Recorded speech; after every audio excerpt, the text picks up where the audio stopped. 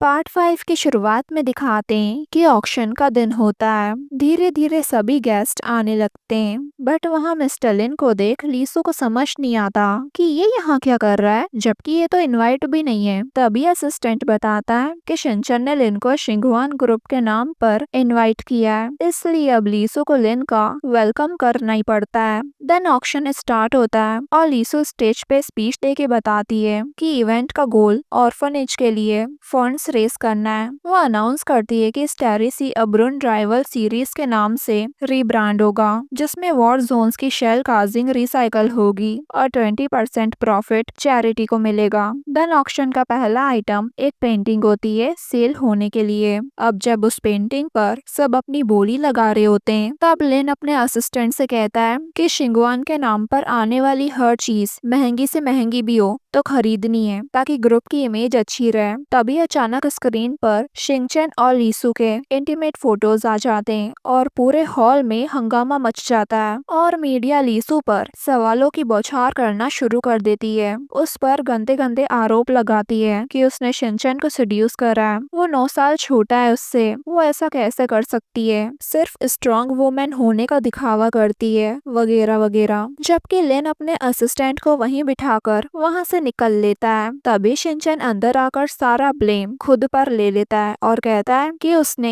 लीसू को अप्रोच किया था और वो अभी भी उसे परस्यू कर रहा है। देन वो सबका ध्यान वापस ऑक्शन पर लाता है और अपनी डोनेशन अनाउंस करता है, जो कि साधारण सी डायमंड कैंडी होती है, और शिनचैन उसका स्टार्टिंग प्राइस ही 1 मिलियन रखता है। तो प्राइस सुनकर सभी के होश उड़ जाते हैं कि कोई पागल ही होगा जो ये खरीदेगा। लेकिन तभी लिन के असिस्टेंट को लिन की कही हुई बात याद आ जाती है और वो बेवकूफ बिना सोचे समझे उस कैंडी पर 1 मिलियन की बोली लगा देता है। तब लीसू को रियलाइज होता है कि लिन ने पहले उसे बदनाम करने के लिए जो भी साजिशें रची थी, शिनचैन अब उन्हीं साजिशों का बदला लिन से उसके लिए ले रहा है। पर फिर भी वो नाराज होती है क्योंकि चैरिटी ऑक्शन एक तमाशा जो बन चुका था। अब बाद में न्यूज आती है कि शिंगवान ग्रुप के वारिस शिनचैन ने 1 मिलियन की कैंडी डोनेट की। ये देखकर उसके डैड गुस्सा हो जाते हैं और कहते हैं कि अगर उसकी हरकतें ऐसी ही रही तो वो कंपनी के एग्जीक्यूटिव्स की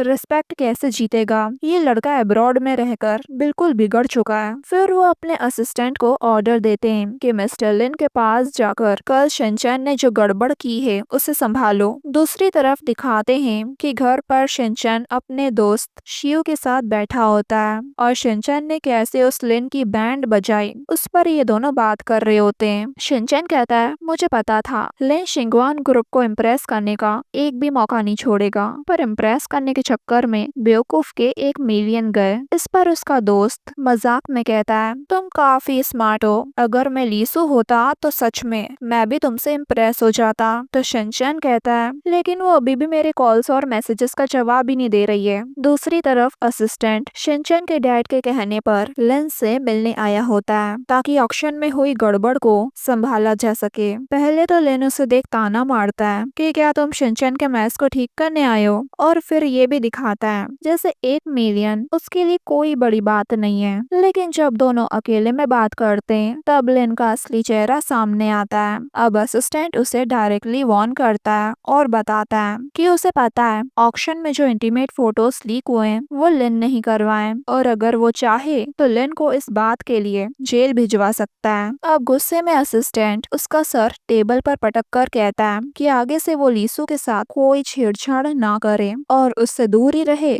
तो अच्छा है। पर लिन को एक बात समझ नहीं आती कि असिस्टेंट तो शिनचैन से नफरत करता है और लीसो उसकी गर्लफ्रेंड है, तो उसकी बदनामी पे असिस्टेंट को इतना गुस्सा क्यों आ रहा है। इसलिए वो जब इस बारे में उससे पूछता है तो असिस्टेंट उसके मुंह पर ड्रिंक ढोल देता है और साफ कहता है कि मेरे पास तेरे खिलाफ काफी सारे सबूत हैं। अब लिन ये सुनते ही डर जाता है और चुप हो जाता है, और फिर असिस्टेंट उससे शांति से कहता है, अब सीधे मुद्दे पर आते हैं और ऑक्शन के पेमेंट की बात करते हैं। अगले दिन दिखाते हैं कि लीसु थोड़ा परेशान होती है, इसलिए सी के पास खड़ी रहती है ताकि उसे थोड़ी शांति मिल सके। तभी वहाँ शिनचैन भी आ जाता है और कहता है, मुझे पता था तुम यहीं मिलोगी। लेकिन अभी लीसु बहुत ज्यादा हर्ट और गुस्से में होती है और उससे कहती है चैरिटी गाला के दिन उसने जो किया वो जानबूझकर था और इस तरह से माफी मांगना बिल्कुल बचपन है। तो शिनचैन कहता है, सिर्फ मैंने एक बार गलत क्या कह दिया, क्या तुम मुझे उसकी सजा जिंदगी भर दोगी? तो लीसु ऑलमोस्ट रोते हुए बताती है कि इवेंट के लिए उसने कितनी मेहनत की ताकि जो लोग सच में चैरिटी की परवाह करते हैं उनका भरोसा बना रहे। लेकिन मीडिया के सामने तमाशा हो जाने से न सिर्फ चैरिटी पर बल्कि उस पर भी दोबारा भरोसा करना मुश्किल हो गया है। अब शिनचैन उससे माफी मांगने लगता है, लेकिन साथ ही इमोशनल होकर कहता है कि हाँ वो इमैच्योर है, पर जो कुछ भी उसने किया बस उसकी खुशी और उसे प्रोटेक्ट करने के लिए किया। वो चाहता था कि दुनिया जाने कि लीसु के साथ कोई खड़ा है, पर लीसु तब भी कहती है कि वो इस लव गेम को और नहीं खेल सकती और दोनों एक दूसरे के लिए सही नहीं है। जब शिनचैन उसे रोकने की कोशिश करता है तो लीसु साफ कह देती है कि तुम अमीर घर से आए हो, जो चाहे कर सकते हो, लेकिन मुझ पर पूरी कंपनी की जिम्मेदारी है। तुम लिन जैसे लोगों को इग्नोर कर सकते हो लेकिन मैं नहीं, क्योंकि मुझे सोशल नॉर्म्स के हिसाब से सबको रिस्पेक्ट देनी पड़ती है। देन लास्ट में वो शिनचैन से कहती है कि वो उससे दूर रहे और उससे दोबारा मिलने की कोशिश न करे और ये कहकर वहाँ से चली जाती है। अब रात को दिखाते हैं कि दोनों ही अपने अपने घर पर होते हैं और दोनों का ही दिल टूटा होता है तो ड्रिंक कर रहे होते हैं। अब लीसु शिनचैन की उसी सीक्रेट प्लेस पर आती है जहाँ उन दोनों ने मिलकर कार्ड गेम खेला था। वो उन्हीं पलों को याद करते हुए काफी ड्रिंक कर लेती है और जब वहाँ से जाने लगती है तभी उसे बाहर शिनचैन भीगा हुआ खड़ा दिखाई देता है। वो लीसु को देख कहता है, मान लो कि तुम भी मेरी परवाह करती हो, और सही में वो उसकी चिंता करते हुए उसके पास आती है और अम्ब्रेला देती है ताकि वो और ज्यादा ना भीगे, पर वो उस अम्ब्रेला को छोड़ उसे किस करने लगता है और फिर उसे उठाकर अपने घर ले जाता है। अब घर पर लीसु अपने बाल वगैरह सुखा के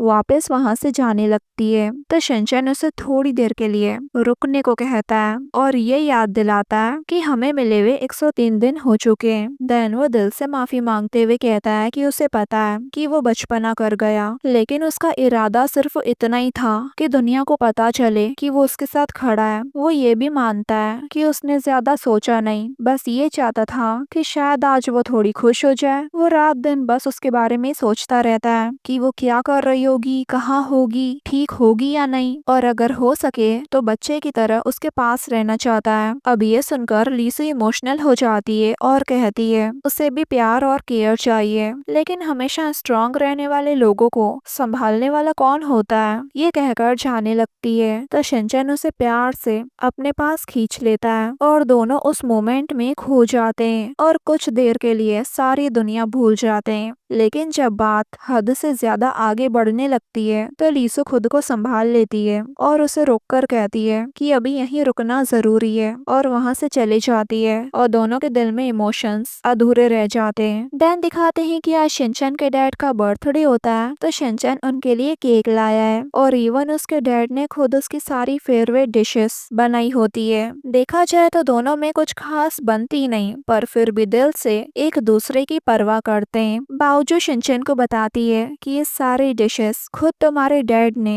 स्पेशली तुम्हारे लिए बनाई है और वही जो तुम्हें बचपन में पसंद थी। ये सुनकर वो इमोशनल हो जाता है। फिर डिनर के दौरान वो ऑक्शन वाली बात का जिक्र करता है और मानता है कि वो जल्दबाजी में गलत रिएक्ट कर गया। उसके डैड उसे समझाते हैं कि अगर तुम अपने प्यार को प्रोटेक्ट ही नहीं कर सकते तो बाकी सक्सेस का क्या फायदा। वो कहते हैं कि उन्हें माफी नहीं चाहिए क्योंकि उन्होंने अपनी फ्यूचर डॉटर इन लॉ के लिए स्टैंड लिया था और अगर अपने ही इंसान खुश नहीं है तो कोई भी अचीवमेंट बेकार लगती है। अब बर्थडे सॉन्ग और फैमिली फोटो के बाद बावजूद उन दोनों को प्राइवेसी देने के लिए अकेला छोड़ देती है और डैड की बातों से शिनचैन इमोशनल होकर रो पड़ता है। अब डैड उसकी वर्क प्रोग्रेस पूछते हैं और दिल से अपनी गलती मान लेते हैं। वो कहते हैं कि पहले उन्होंने सिर्फ स्टेबल फ्यूचर बनाने पर ध्यान दिया, लेकिन कभी ये नहीं पूछा कि उनका बेटा क्या चाहता होता है और फिर लास्ट में वो सिंसियरली शिनचैन से माफी मांग लेते हैं और वो भी उन्हें माफ कर देता है। तो वहीं दूसरी तरफ असिस्टेंट रोते हुए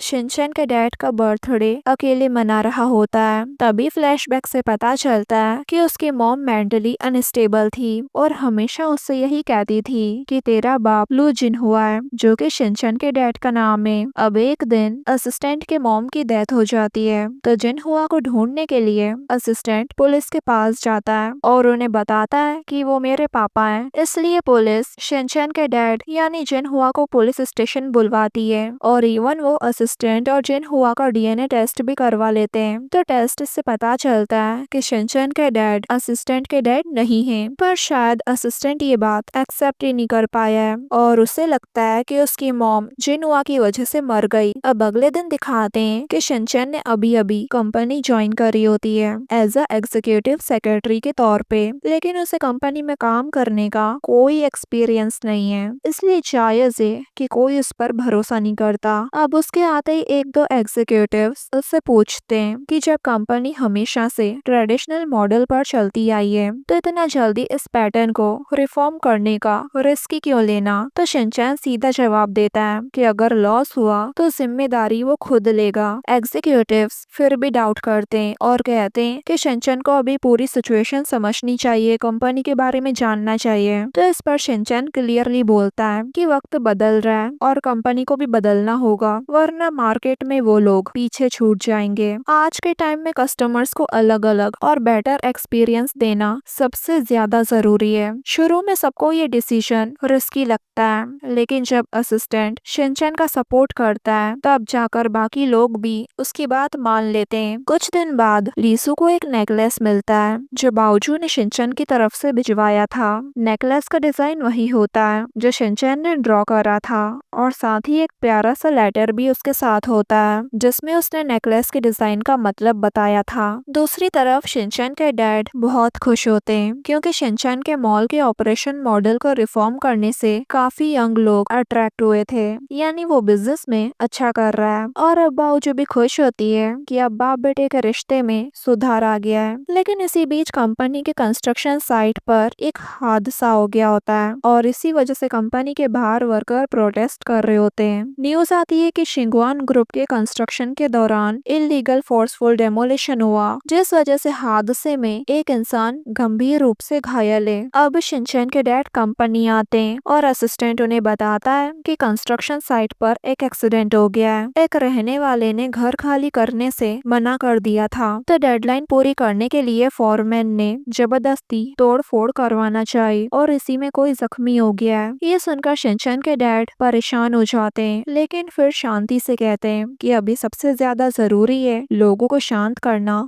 और सिचुएशन कंट्रोल में रखना। फिर वो दोनों उस रेसिडेंट की फैमिली से मिलने के लिए हॉस्पिटल की तरफ निकलते हैं जो पर्सन जख्मी हुआ है, ताकि मामला शांति से सुलझाया जा सके, नहीं तो कंपनी की रेपुटेशन और खराब हो जाएगी। और शिनचैन के डैड को डर होता है कि कहीं शिनचैन को ये बात अफेक्ट न कर जाए। तो असिस्टेंट को अंदर ही अंदर गुस्सा आता है कि हमेशा वो बस अपने बेटे की चिंता करते रहते हैं। तभी वो कार रुकवाता है और कहता है हम बस आ गए, और शिनचैन के डैड से कहता है पहले जाके मैं वहाँ के हालात देख कर आता हूँ, कहीं वहाँ मीडिया वगैरह तो नहीं है। इसलिए अब डैड उधर ही रुकते हैं और असिस्टेंट वहाँ से चले जाता है। फिर 2 मिनट बाद वहाँ आकर कार से थोड़ी दूर खड़े रहकर डैड को कॉल करता है और उन्हें इशारे से बता रहा होता है कि बाहर आइए। अब शिनचैन के डैड को कुछ समझ नहीं आता और उन्हें उनका फोन भी नहीं मिल रहा होता, इसलिए वो खुद ही असिस्टेंट के पास आने लगते हैं और तभी अचानक एक गाड़ी उनको टक्कर मारकर चली जाती है। पर असिस्टेंट बिल्कुल भी शॉक नहीं होता क्योंकि ये सब उसका ही तो प्लान था। अब वो खुद को भी जख्मी कर लेता है ताकि सबको ये सिर्फ एक एक्सीडेंट लगे। उस दिन उसकी माँ की डेथ एनिवर्सरी होती है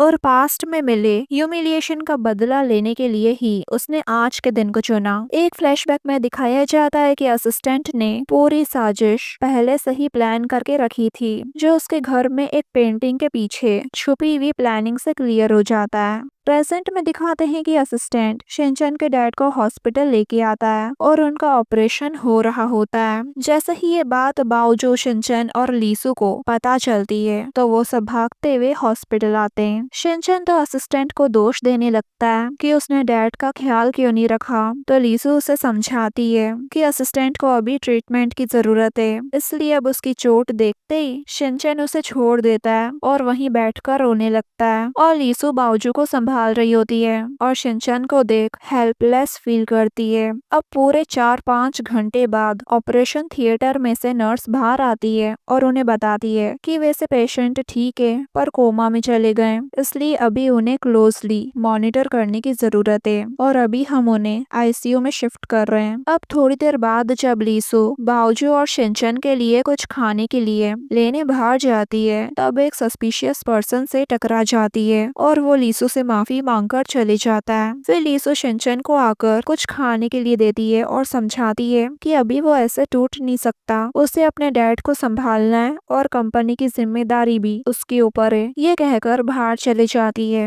अब शिनचैन अपने डैड से रोते हुए बातें करने लगता है और बताता है कि पहले मुझे लगा आप मेरी केयर नहीं करते, मुझ पर ध्यान नहीं देते, लेकिन अब मुझे रियलाइज हुआ है कि मैंने आपको गलत समझ लिया। इतने सालों में हमने कभी भी साथ में बैठकर दिल से बातें नहीं की। एक बार आप ठीक हो गए ना, मैं कंपनी को टेक ओवर करूंगा, कुछ गड़बड़ नहीं करूंगा और आप जो बोलोगे वो करूंगा। प्लीज उठ जाइए ना, मैंने मॉम को खो दिया है पर मैं आपको नहीं खो सकता, प्लीज उठ जाइए। तो वहीं बाहर बाओजू ऐसे प्रिटेंड करती है कि वो ठीक है, वो अपने आप को संभाल सकती है और इसलिए वो लीसू को घर भेज देती है, लेकिन उसके जाते ही वो पूरी तरह टूट जाती है और रोने लगती है। लीसू को पता था वो झूठ बोल रही है, लेकिन बाओजू की बात मानना ही उसे अभी जरूरी लगा। दूसरी तरफ उस बंदे को दिखाते हैं जो लीसू से टकराया था। ये असिस्टेंट का आदमी होता है और उस ड्राइवर को मिलके सब समझा देता है कि उसे आगे क्या करना है। ये वही ड्राइवर है जिसने शिनचैन के डैड का एक्सीडेंट करा और वो इसलिए क्योंकि उसकी वाइफ का किडनी ट्रांसप्लांट होने वाला है और उसके लिए उसे पैसों की जरूरत थी और असिस्टेंट ने उसकी ये प्रॉब्लम सॉल्व कर दी। अब असिस्टेंट के प्लान के अकॉर्डिंग वो ड्राइवर अपने आप को सरेंडर कर देता है, यानी पुलिस के हवाले, और बताता है कि अनजाने में एक्सीडेंट हुआ और एक्सीडेंट करने के बाद वो डर के मारे वहाँ से भाग गया था। और यही खबर न्यूज में चल रही होती है और लीसू और शिनचैन न्यूज देख रहे होते हैं और इसी मोमेंट पर ये पार्ट पूरा होता है गाइस।